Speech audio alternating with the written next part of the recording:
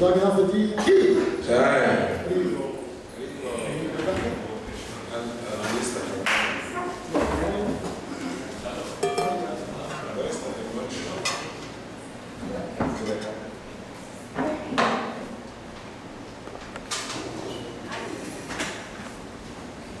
The affinity to Europe are glued to their TVs to watch the Euro Cup.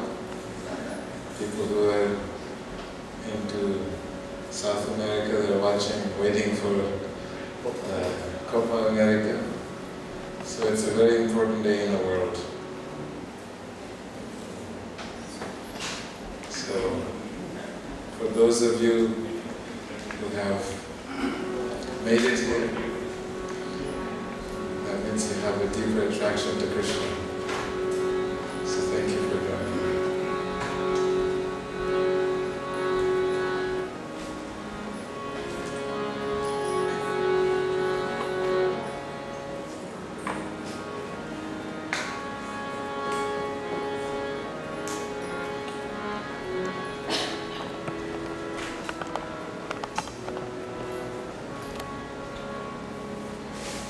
Jaya Ram Madhava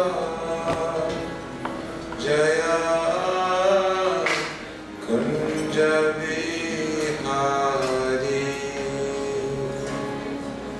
Jaya Radha Madhava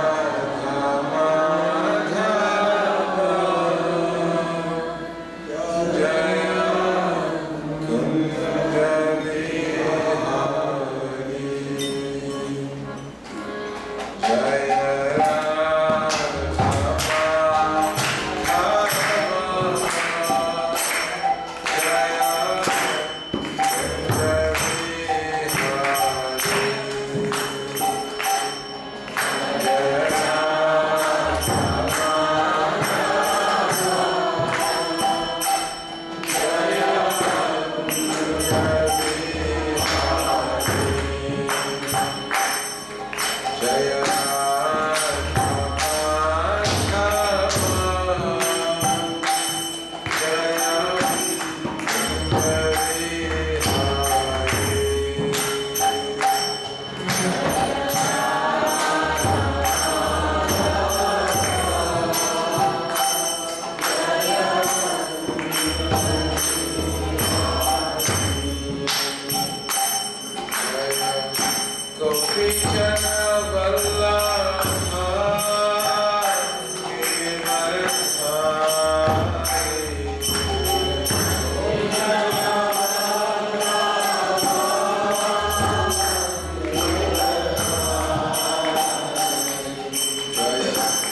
Kunja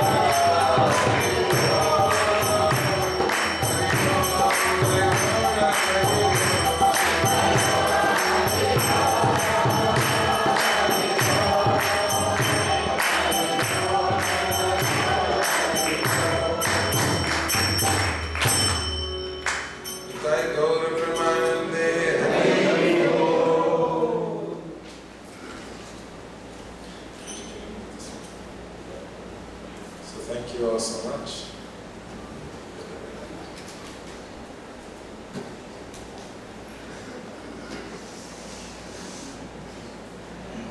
Can I get this tape? Thank you. Jai Srila Prabhupada. I want to do a new exercise for all of you today, so thank you. See if you can close your eyes and see if you can visualize the face of the deities of Gaura. So you can close your eyes and I'll guide you to see if you can remember what they look like. So please close your eyes and see if we can do this experiment. Because it's very common when you close your eyes, you can immediately see your mother's face, your father's face. But can you see the face of Sri Sri Gaura? See if you can recognize their eyes, their ears, their beautiful eyebrows, their nose, their cheeks, and their chin. And if you can visualize their arms raised up. See if you can remember how their fingers are placed while they have their arms raised.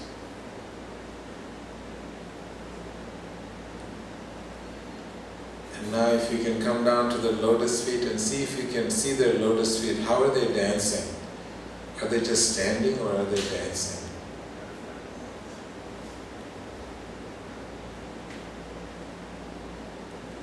Dancing pose. Do you see the front feet? The right foot to the front or the left foot to the front? What do you see?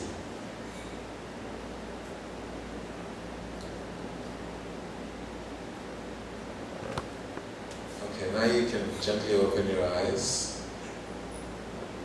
So when you have your darshan today, I would like you to get a very close-up look at them. And what you just saw now, you can try and verify it to see if that's exactly how they are situated on the altar. And the reason we do this exercise, of course we get into a lot of details of this meditation because there's a beautiful text that explains how we should take darshan of the deities. It explains Pado yadiyo pratama dvitiyo. It explains how the Srimad Bhagavatam, the 12 cantos of Srimad Bhagavatam is actually describing the lotus feet of Krishna. And it's so beautiful. And it describes every limb of Krishna's body. And when you study that, what happens is you can close your eyes anytime, anywhere, and you'll be able to see Krishna. It's such a beautiful meditation, and I recommend you to try it. Because I actually do this. When I see the deities, I try to see how their toes, what kind of toe rings they're wearing, what color they're wearing. It's very beautiful meditation. And then when you look at Gaur-Nitai's face, sometimes when you see them, they look like they're angry to you. Has that ever happened? No? You just see them happy? That's fantastic. But normally you see the deities, sometimes you look like you've done something wrong because they're looking at you. It's like you've been up to no good. And so we have a tendency to reflect our consciousness on the deities based on our mindset. So when we come to the temple and we take beautiful detailed darshan of the deities, instead of just going there and telling them all your problems, you admire them, their beautiful features, and then I recommend all of you to practice this, which is to at least come and say 10 things that is going on right in your life. 10 things that you're grateful for. It's such a beautiful meditation. Because a lot of us, we say that we go to the temples and we pray to the deities. Or we go pray at the church. But it is not quite a prayer when you go there to ask for things. Most of us, we go to temples, we want something, we ask for good grades, some peace, maybe a wife, maybe a husband, maybe a better job, maybe a better home, better career for the children. We're constantly begging for something. And that is actually not a prayer. Prayer is when you go there to appreciate all the beautiful gifts that has already been given to you. So you can try this every day when you wake up in the morning. I was reading Bhaktivinoda Thakur. He's one of these great saintly personalities. Incredible saintly personalities. And his prayers are so deep and so heart-wrenching and so heartfelt and so genuine.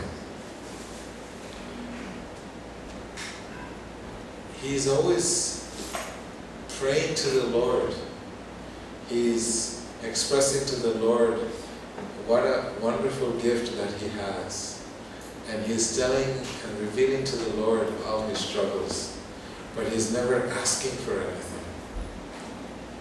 Such a beautiful thing. I don't see any of his prayers. He's considered to be one of the most preeminent saints in Gaudiya Vaishnavism. But he never really asks for something. He just goes there and he appreciates Krishna, everything that he is and everything that he is given. And then he talks about what's happening in his life and he just shares it with the Lord, like you would share with a friend. Without expecting them to, write you a check or take all your problems away. He's just sharing. So this is just something that I have been realizing for a while now. And I just wanted to share with you that when you go to a temple, because please understand, beautiful souls, that he knows what you want and what you need. Krishna knows. He is situated in your heart. You don't have to ask. The child never asks the mother, "Can I please have some food?" The mother knows when to feed the child, what to feed the child, how to feed the child, when the child is hungry. The child never asks, "Mom, can you buy me a jacket?" Imagine, a 3-year-old kid tells you, "Dad, I need a jacket, I'm cold." No, they don't ask for anything.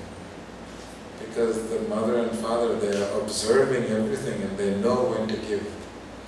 So similarly, their lordships, Sri Gaurnitai, Jagannath, Baladev, Subhadra Devi, and Radha, Madan Mohan, they're situated in all of your hearts and they know all your desires.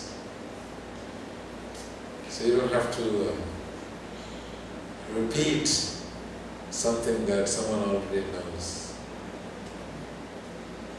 I know that I used to raise little children in the ashram, and whenever I told them something, they're like, if they would spill some food on the ground, I would say, "Can you please pick it up? You shouldn't leave food on the ground." They're like, "Come on, don't you think I already know that?" And they would get agitated, they would get upset. Like, how dare you question my intelligence? How dare you question my character? So imagine when you go to Krishna and you're telling him all these things that you want, that you need. That may be your way of reciprocating with them, but this is just something that I have been practicing.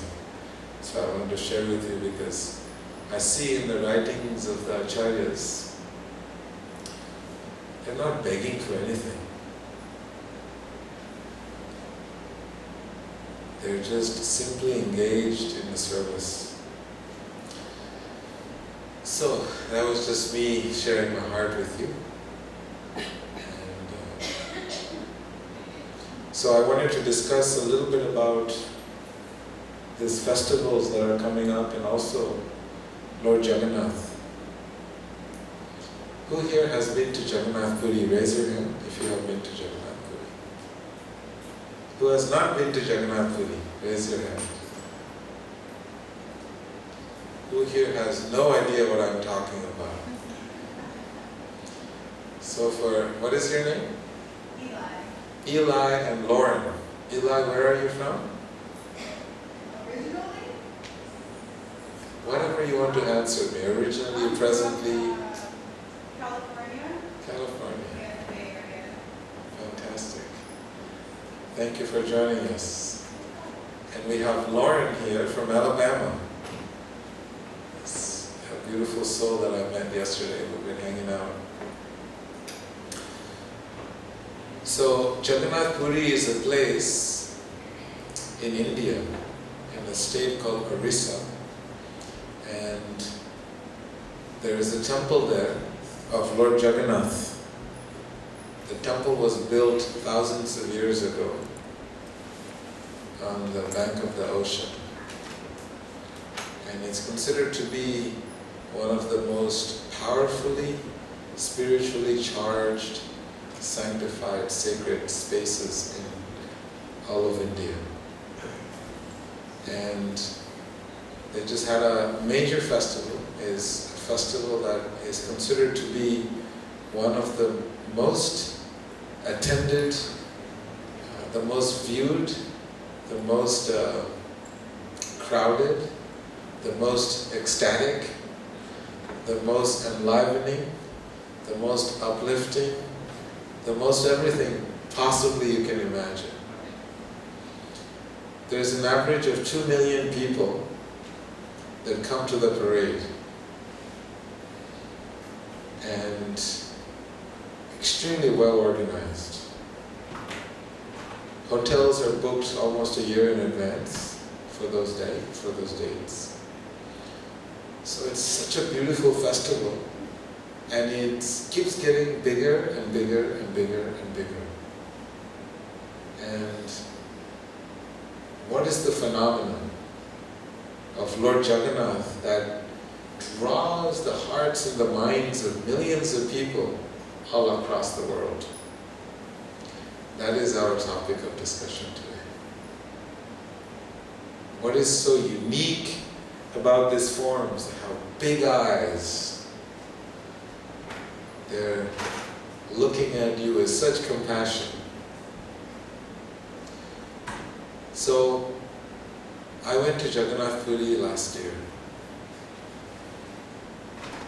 It is a place of deep meditation in separation. We have different kinds of meditation. Some of us meditate with our eyes closed. There is closed-eyed meditation, there is open-eyed meditation. And then there is the meditation of the divine eyes, or the eyes of the heart, where you're able to connect and see the beautiful transcendental qualities and pastimes of the Lord. And those eyes are described by the creator of the universe, the four-headed creator. His name is Brahma. He explains, Preman jana churita bhakti vilochanena santa sadaiva hridayeshu vilokayanti. Santa means the saints, hridayeshu in their heart, vilokayanti. With the eyes of their heart, they're continuously able to observe the beautiful creation of Lord Jagannath, beautiful creation of God. So everything in this world, they see it with the eyes of the heart. So this is what happens in Jagannath Puri, where you get to immerse yourself and indulge yourself in the beautiful pastimes of Krishna in separation. There is a physical separation which creates spiritual intimacy, heart intimacy. This phenomenon is common also in the material world, that you will see that when you are together, boyfriends and girlfriends, they're together for a long time, it becomes a little stagnant. And then when she goes away, for a while she's gone, her heart becomes more fonder, your heart becomes more fonder, and you can't wait to see each other again. So this is what's happening in Jagannath Puri, this place I'm telling you about. This is what's happening in its spiritual essence. Sri Chaitanya Mahaprabhu that you see in the center, he is Krishna, but in the mood of Krishna's counterpart, which is Srimati Radharani. It's very complex subject matter and very difficult to understand. but it's also very easy to understand. It's difficult to understand because our mind is very complex. The mind has a tendency to make everything simple very complex. And the heart is the opposite. Something that is very complex makes it very simple. And so therefore this practice of bhakti is a practice of the heart. It is not an intellectual practice. We cannot understand this practice, this meditation with your mind, with your intelligence. That's not how it works. The bhakti is really a meditation of the heart. And that's why this incarnation of Sri Chaitanya Mahaprabhu is very difficult to understand. How is it possible that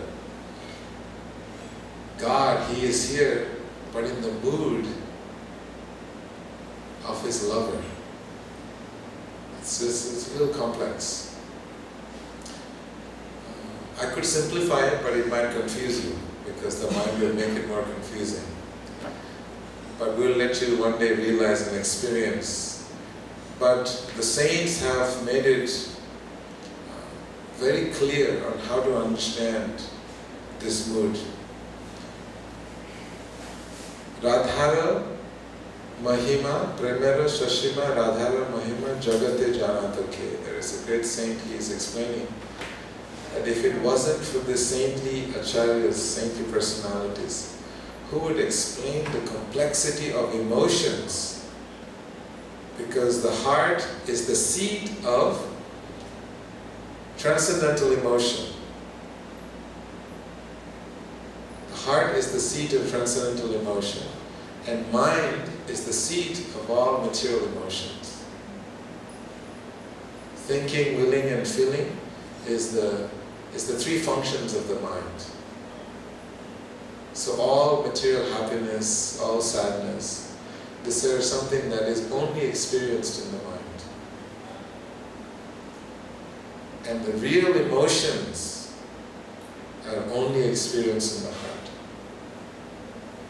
So, this bhakti, the practice of bhakti is how to open the doors to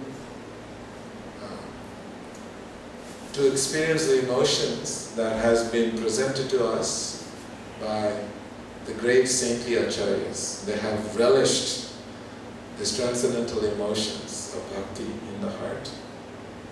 So Sri Chaitanya Mahaprabhu, he spent 30 years in Jagannath Puri. And he is Krishna himself, but living in separation from the residents of Vrindavan. And you'll be surprised when you read Chaitanya Charitamrita, most of his time is in Bengal and in Vrindavan.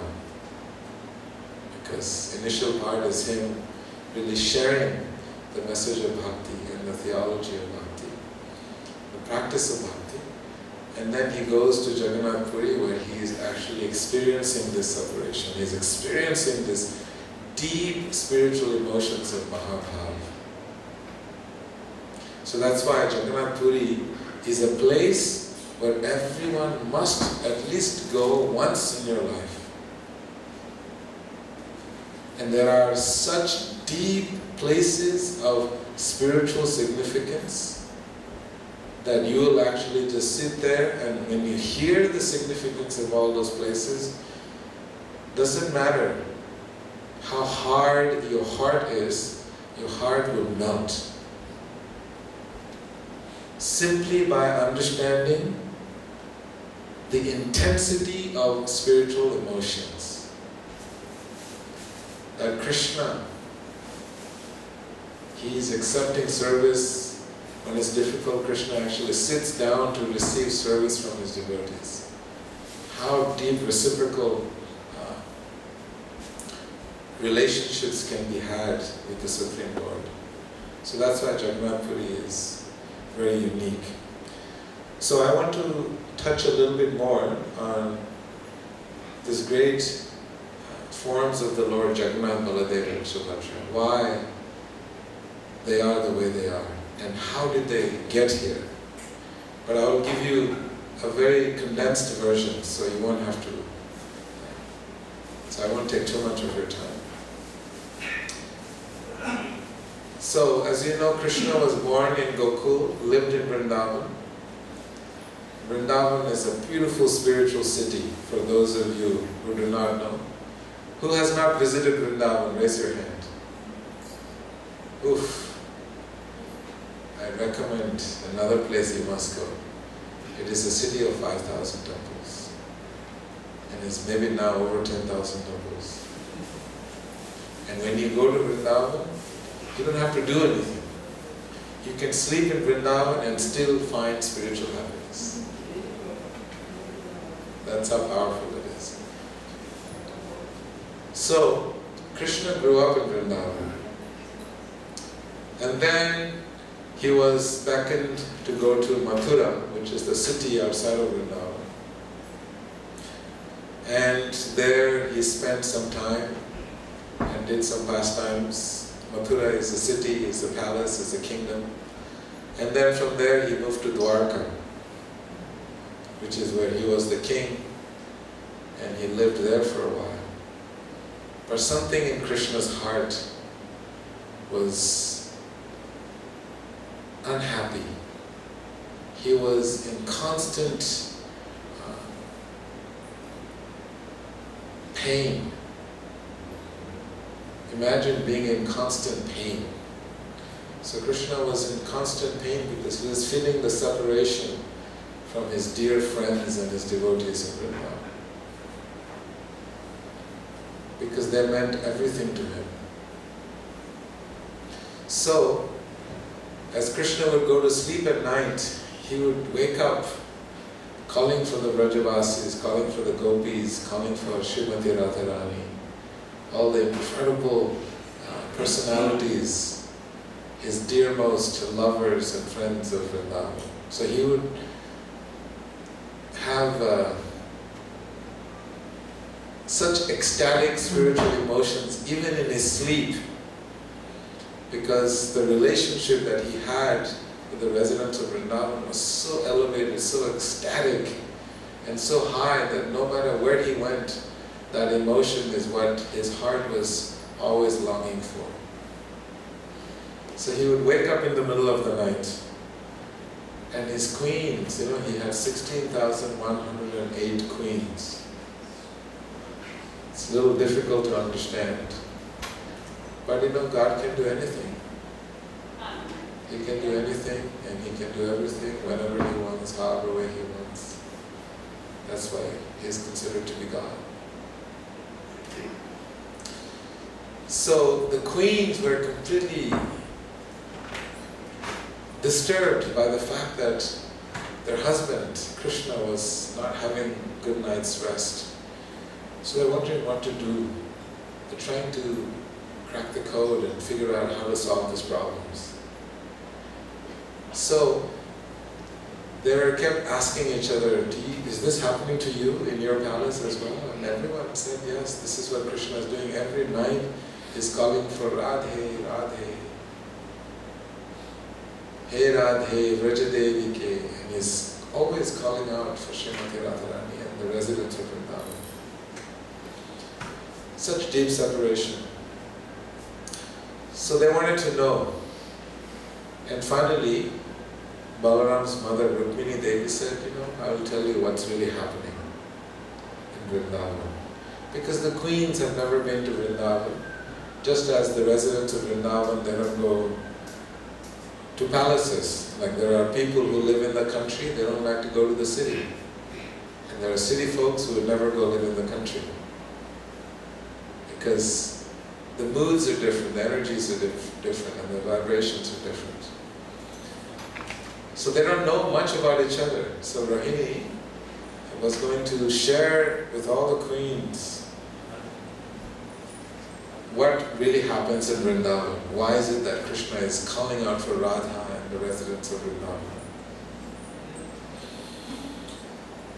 But they wanted to make sure that Krishna and Balaram, they do not come into that space, because it's private. These ladies, they get together and they have, ladies need to have them ladies' time, girls' time. And they delegated the responsibility to guard the door to Subhadra Devi that you see in the middle.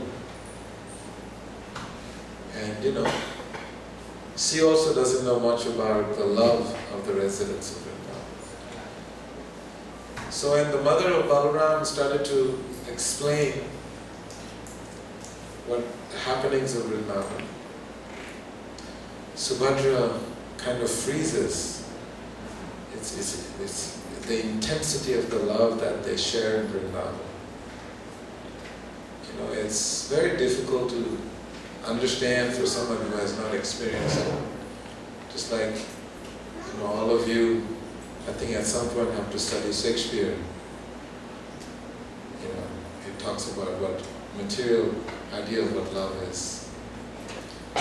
So, in the spiritual world, the highest place to experience that spiritual emotions of love is Vrindavan. And never experienced, never heard of before. So Subhadra kind of froze. And Krishna was looking for, walking around the palace, and he notices that everyone is gathered. So he comes in and he eavesdrops in the conversation. And when he hears about the love of the residents of Vrindavan, he loses himself. He just loses it. And he goes into this deep spiritual emotions of Mahabhav. Mahabhav is the highest spiritual ecstatic emotion that is experienced. And so, in that state, you're physically immobile, unconscious, so he lays down. And Balaram, Narada Muni and Uddhava, they see this form of Jagannath. And Balaram, he's also there, and he also starts to get into this deep ecstatic spiritual emotions where he cannot blink his eyes, his hands become withdrawn into his body, and his legs also disappear into his body. I know this is difficult to understand. So, this form that you see is that deep form of spiritual love. Big eyes. And this form of ecstatic love is this Jagannath Baladev Subhadra. And Narada Muni, when he saw these forms, he was thinking, oh my God, I have seen all forms of Krishna, but I've never seen this form. This is so cool. So he came in to check it out. And he started to also have those spiritual symptoms come out from inside. And he loved that emotion of deep spiritual love. And being Narada Muni, the greatest saint, the most compassionate saint, he touches Krishna, Balaram and Subhadra and wakes them up. From that deep Mahabhav, this deep spiritual emotions, like wake up, a little wake up call. And they come back to their normal forms. And he begs Krishna, Balaram, and he says, my dear Lord, can you please, this form that I just witnessed is the most beautiful form that I have ever seen. Can you please make this form accessible to all the conditioned souls? And Krishna never says no to his devotees. So he says, of course, and I'll be there. And explains, Narada Muni explains, that anyone who sees this form, anyone who sees Lord Jagannath in this form, will never have to take birth again in this material world. So, this is happening in Dwapar Yuga in Dwarka. And in Kali Yuga, Lord Jagannath, Baladev, Subhadra Devi comes in Jagannath Puri. And so this is why this form is so unique, that if you see Lord Jagannath.Everyone, your life is over. Your material life is over. Because this is the highest expression of spiritual love. You will automatically be transported to the spiritual world upon leaving your material bodies behind. So this is why this Lord Jagannath.Everyone is so merciful. So merciful. I'll explain this small story and then I'll end. Prabhupada had a disciple named Gaur Govinda Swami. He's from Orissa. He's a born Brahmana. Very pious. When he was a brahmachari, Prabhupada loved him.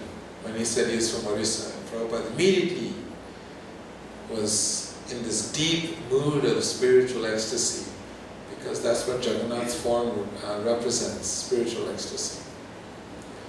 And he started the Ratha Yatra when he was 5 years old, because that's his heart is the deity of his heart. So Gaur Govinda Swami, at that time brahmachari, he was very excited to be in his company, and he said, you should build a temple and take all those devotees, my disciples, to Jagannath Puri. Fair enough, the devotees went to Jagannath Puri, but in Jagannath Puri temple, they do not allow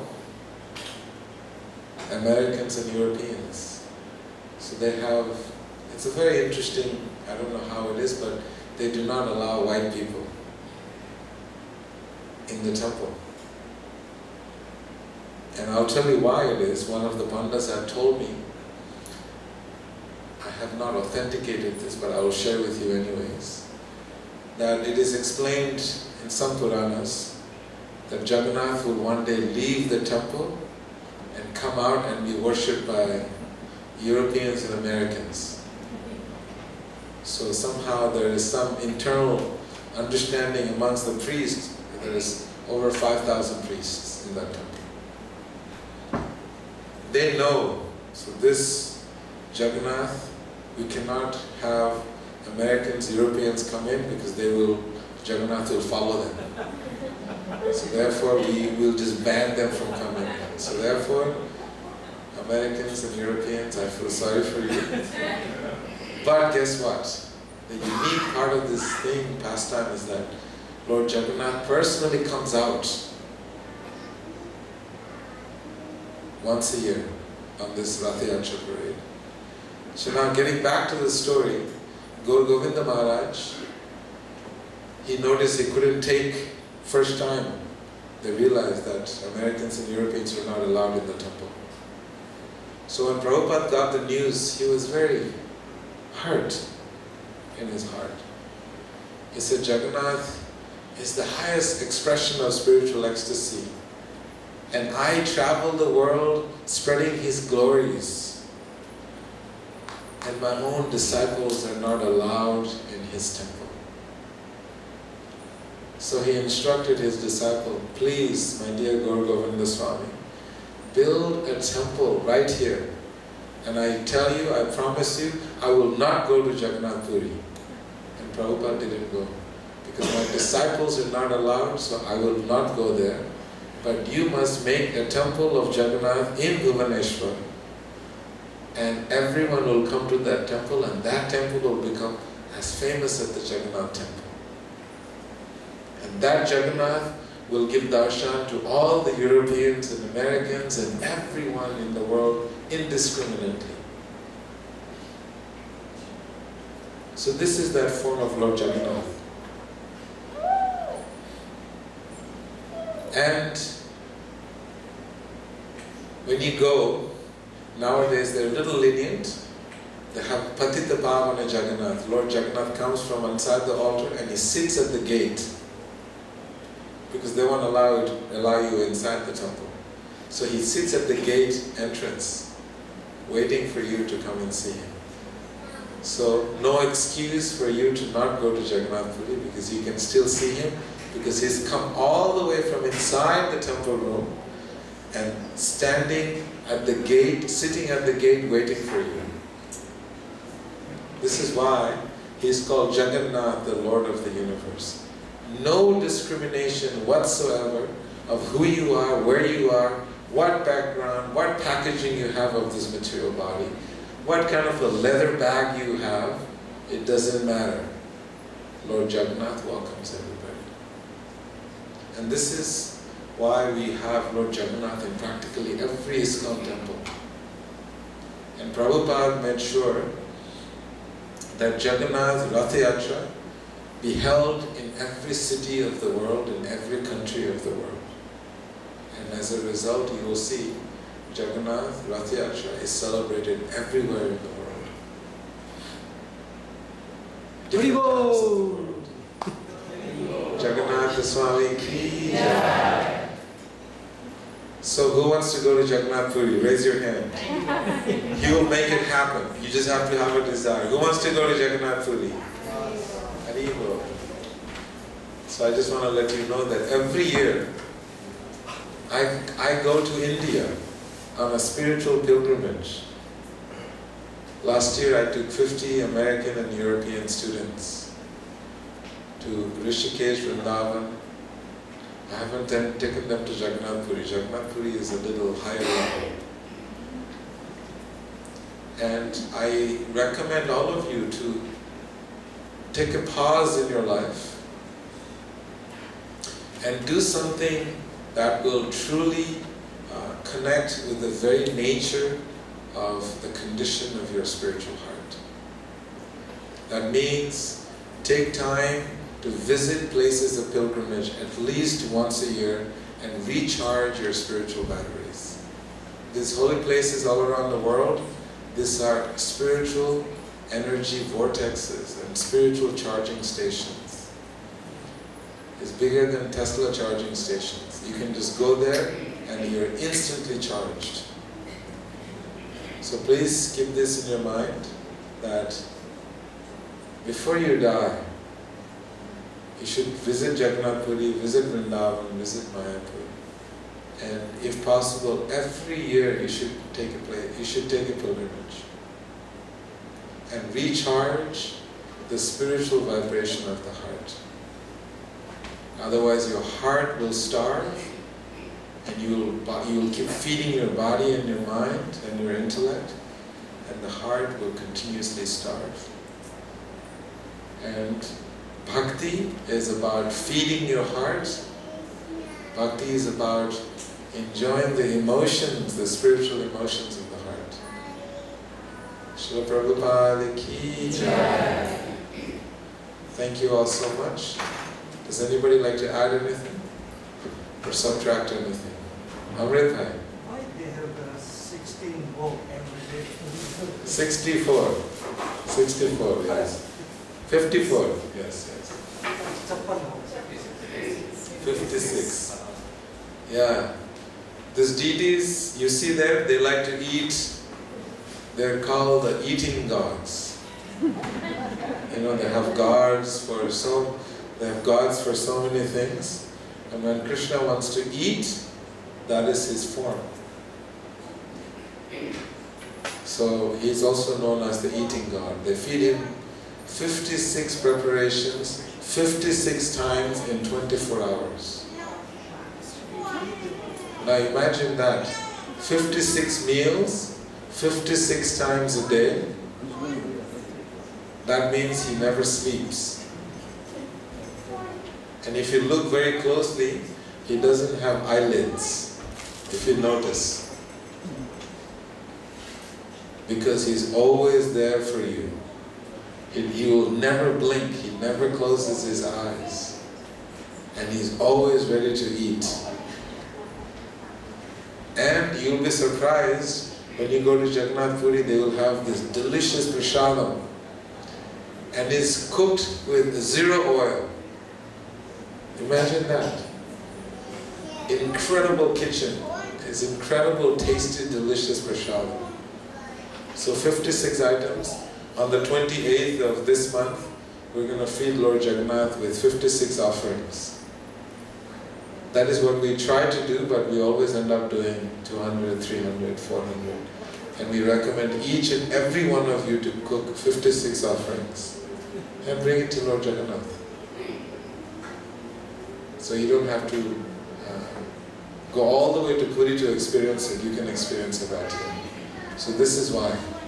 And his hands, when he eats with his hands. And his hands, after you eat, you take a towel and dry your hands. But he never gets to dry his hands, because as soon as he finishes eating, there's another meal ready. And then he washes his hands. By the time the hand dries, there's another meal ready. So he just keeps eating. And this is the glories of Lord Jagannath. He is the eating God that we worship. Excuse me. Yes, Amrita. Another question. They have the 7-8 pots to cook. One is top, one is first step. Cooking, cooks first. Yeah. The top. He knows a lot about Jagannath Puri. When they cook it in wood stoves. They don't use gas. If you go, you will get a beautiful tour. When they cook, they put multiple pots at the same time. They stack them up. It's clay pot. Clay pots. They cook it in clay pots. And they stack them up really high, and they light the fire, and they all cook at the same time. And what he's saying is that the one at the top cooks the first. The one next to the fire doesn't cook first. How is this miracle happen? These are called Jagannath miracles. Scientifically unexplainable, but this is what happens in Jagannath Puri. He starts cooking from the top. The fire is on the bottom, but he starts cooking from the top. And it's just simple clay pots. So thank you, Amrit Bhai. Mataji, you want to add something? Also, they are not observing Ekadashi there. Ekadashi, Prashadam also they are not. Yeah, Lord Jagannath. They are eating the same prasad, whatever. Yes. It is yes. On Ekadashi. Yes, they eat whatever you feed them.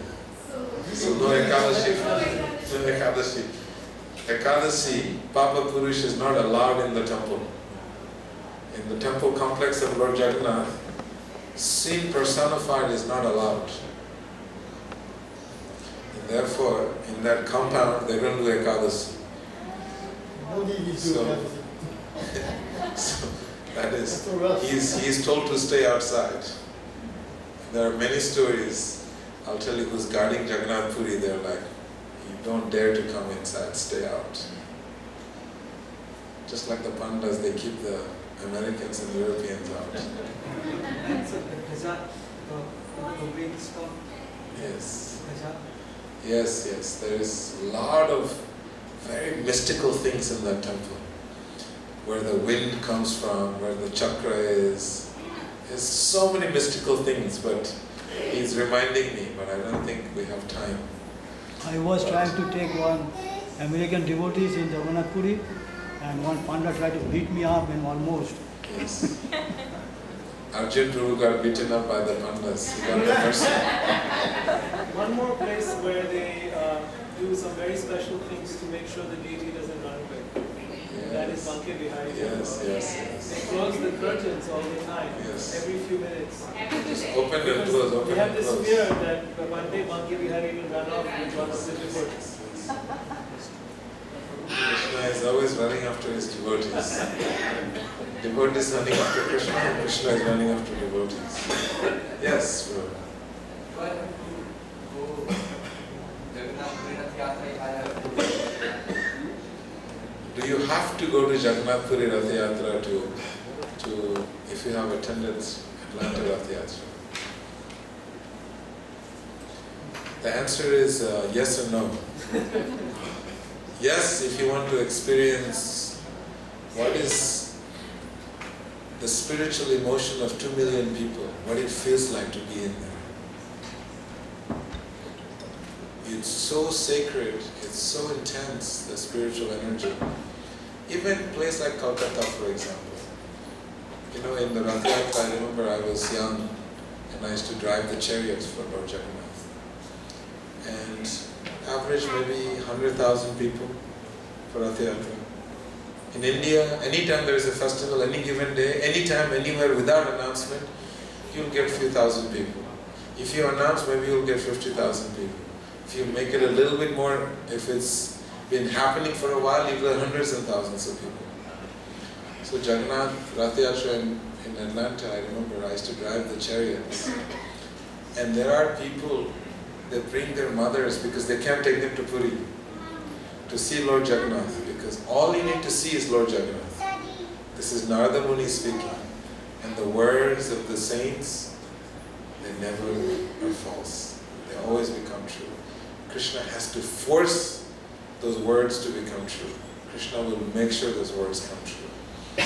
So these ladies, these men would come and bring their elderly mothers. And these women, they knew that if somehow they get crushed under the wheels of Lord Jagannath, they will go to the spiritual world. And I remember these women, every Ratha Yatra, at least 4 or 5 women and elderly men would jump in front of the wheels. And there's a police barricades all around, Kolkata police. And they would still push through those barricades and jump in front of the Ratha cart so that you can run over them. The devotion is so intense. So imagine that emotion multiplied by 2 million times. So that is Jagannath Puri Ratha. So if you want to experience it, you can go. But I recommend you seeing Lord Jagannath. Yes. If the means are there, capabilities are there, we must go see him. Thank you, Prabhu. Our time is up. Srila Prabhupada ki jai. Shri Jagannath Swami ki jai. In Kolkata, government give a holiday in Jagannath Puri and in Calcutta, not in other place.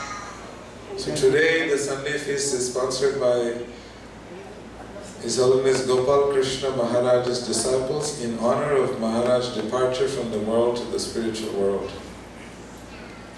So nice. And I request Gita Mataji to please come to perform the arati. And we also like to request Rahul and Kashish to please come to perform the arati. So we'll do kirtan and we'll do arati. By the tribals that used to first originally worship Nila Madhava and Jagannath Puri. So it's a typical tribal Odia song, glorifying and getting the attention of Lord Jagannath. Are you all ready? Yes. And we'll let you use your phones. So if you can WhatsApp the link to me, and I'll send it to everyone. You can Google it. I think the song is called, it's a very beautiful song. Ahe, A-H-E, Ahe Nila, N-I-L-A, Saila. If you just Google those words, A-H-E, space A-H, A is in A-H-E, Ahe Nila, N-I-L-A, space Saila, S-A-I-L-A. And you'll get those lyrics, those words from this song. And Puja will sing because she's been well trained to sing this song to Lord Jagannath.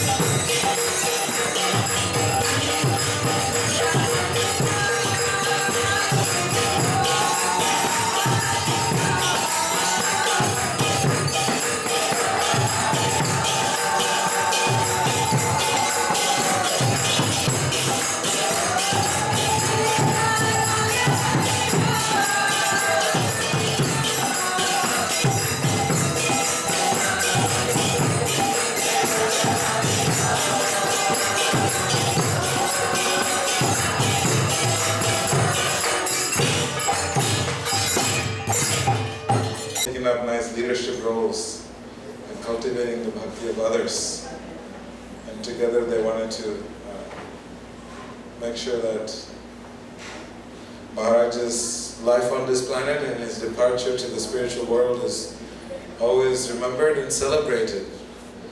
So they sponsored the feast in celebration of the life and memory of His Holiness Gopal Krishna Maharaj Ki Jai. So I'm going to request all of you to please raise your hands. We're going to pray to His Holiness Gopal Krishna Maharaj that He continues to shower His mercy upon us in Atlanta from the spiritual world. Together, let us pray. Hare Krishna, Hare Krishna, Krishna Krishna, Hare Hare, Hare Rama, Hare Rama, Rama Rama, Hare Hare. Thank you so much, Mataji. Hare Krishna. Okay, thank you.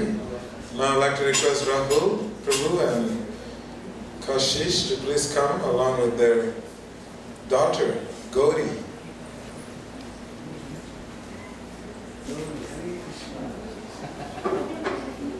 Give her more garlands. She likes garlands.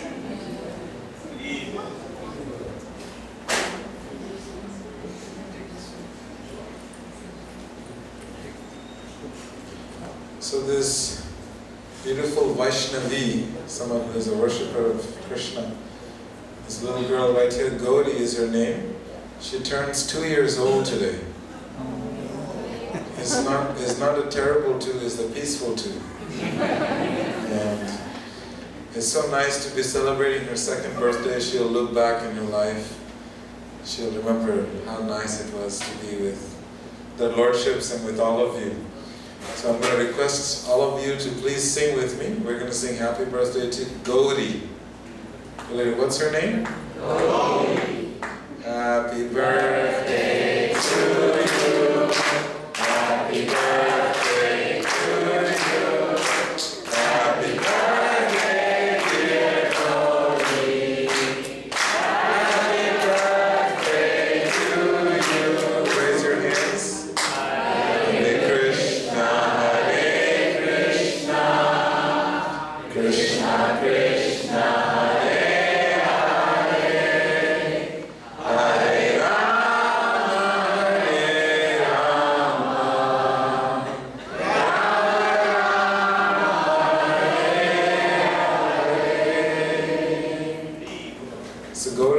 cut a cake now. So we're going to help her. As she cuts the cake, if you can give her big 3 loud Haribols to help this young girl cut the cake. The cake is bigger than her, it seems. Ready? Gauri, are you ready? Set. Haribo! Haribo! Haribo! Thank you. Thank you, Rahul and Kashish. It's so nice to celebrate children's birthdays in front of their lordships, and all of you who have birthdays. Those of you who do not have birthdays, you're also invited to celebrate your birthday here. So please come celebrate your birthday in front of their lordships and in front of all the devotees and feed the Vaishnavas. Hare Krishna. Hare Krishna. Hare Krishna. Hare Krishna, Ram. Hare Krishna. Hare Krishna, Hare Krishna, Krishna Krishna, Hare Hare, Hare Rama, Hare Rama, Rama Rama, Hare Hare.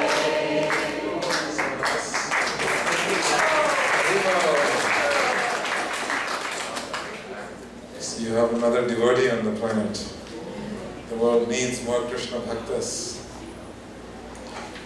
So, we have a new Back to Godhead magazine. Those of you who are members of the temple, I request you to please, donors and members, life members, please come and collect the new Back to Godhead magazine. And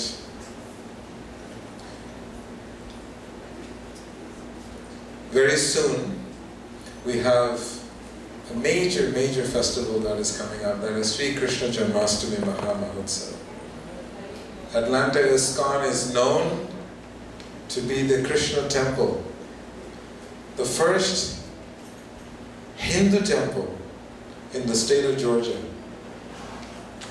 and the first Krishna temple in the state of Georgia, established in 1972 here in Atlanta. Who's been here since 1972? Raise your hand. Anyone here since 1972? So this temple was here before all of you. How cool is that? And what that means is that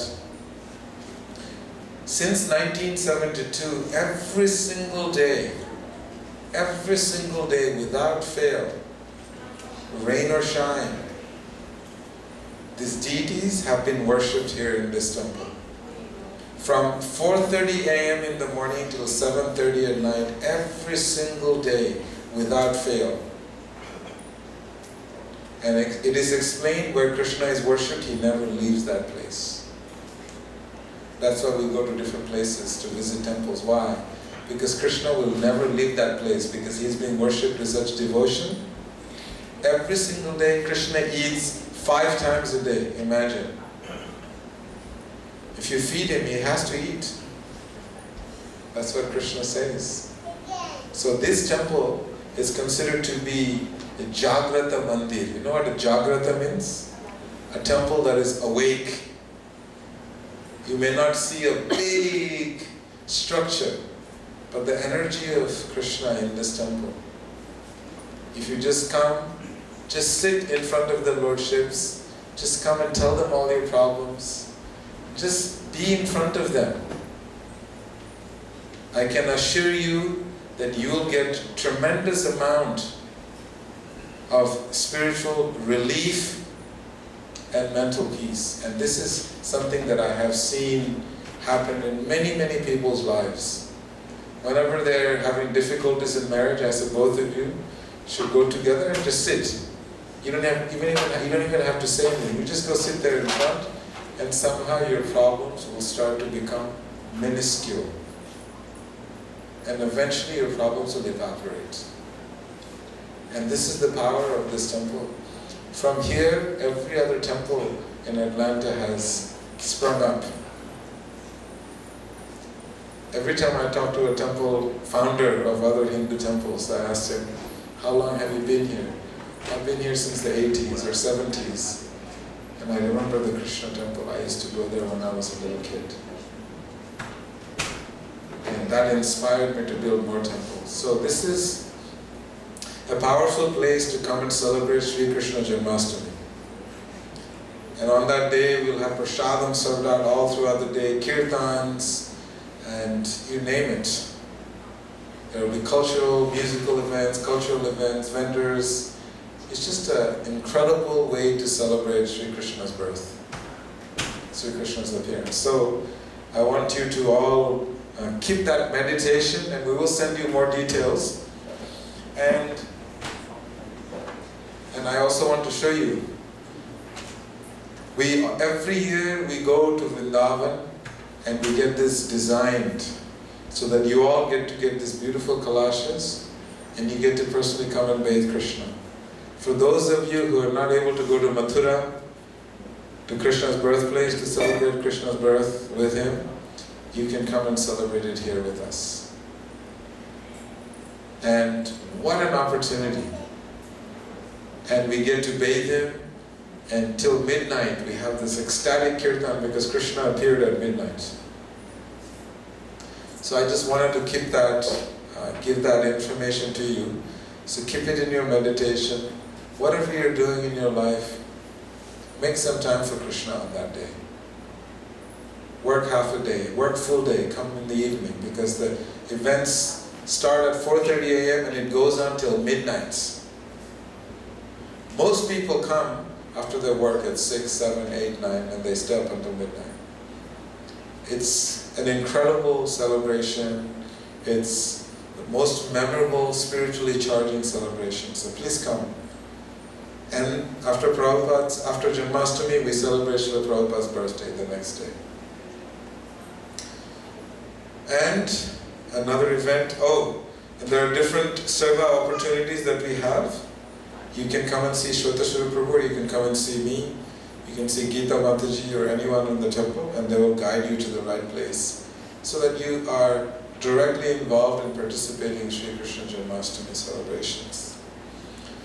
So 28th of July, which we were discussing, he mentioned Jagannath eats 56 meals a day, and his hands are never dry.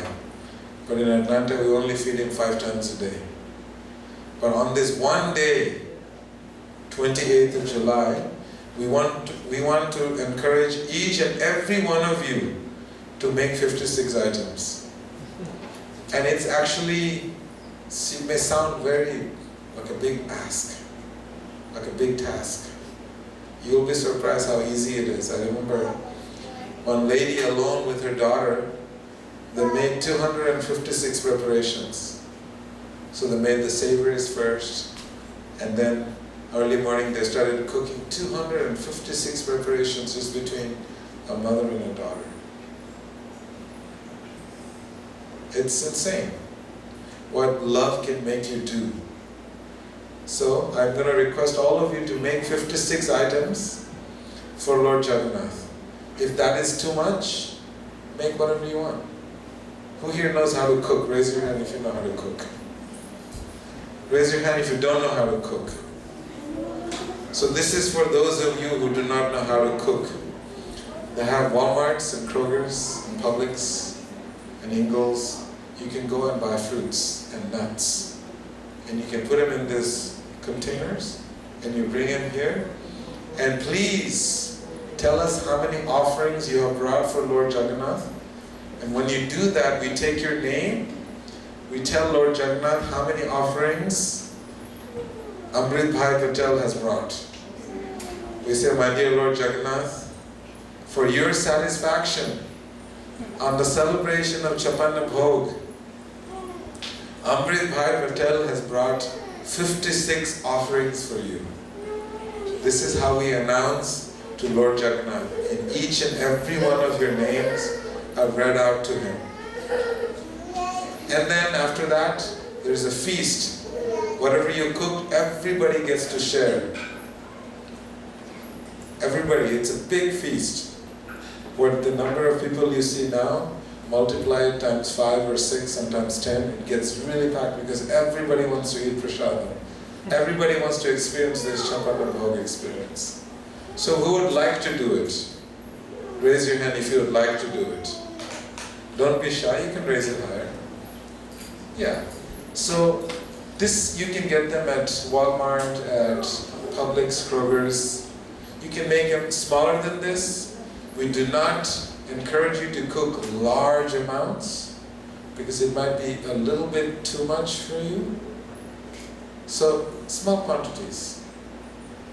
And request is no onions and no garlic. Normally speaking, only those who are brahmanas, who are dvijas, they are allowed to cook for Lord Jagannath. But this once a year, we make these exceptions.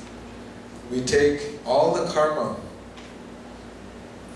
and you get all the benefit of feeding Lord Jagannath.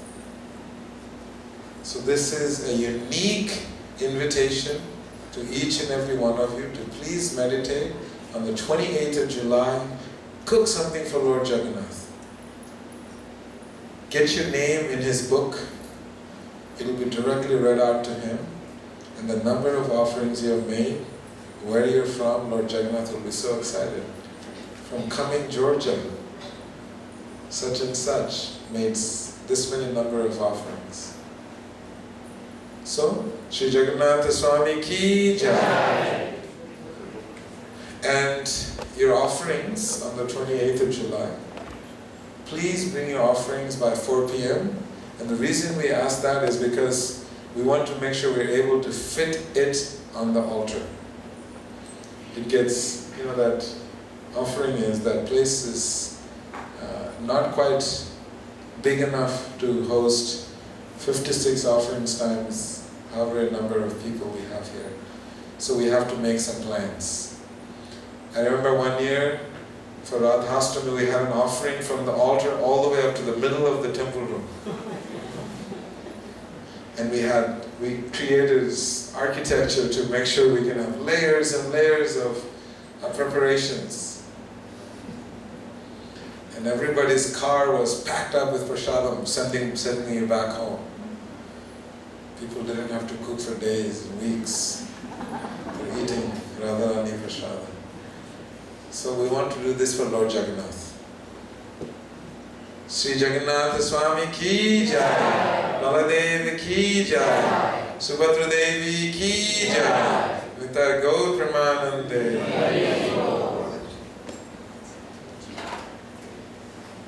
So please come, have the last darshan of the deities and prasad will be served outside.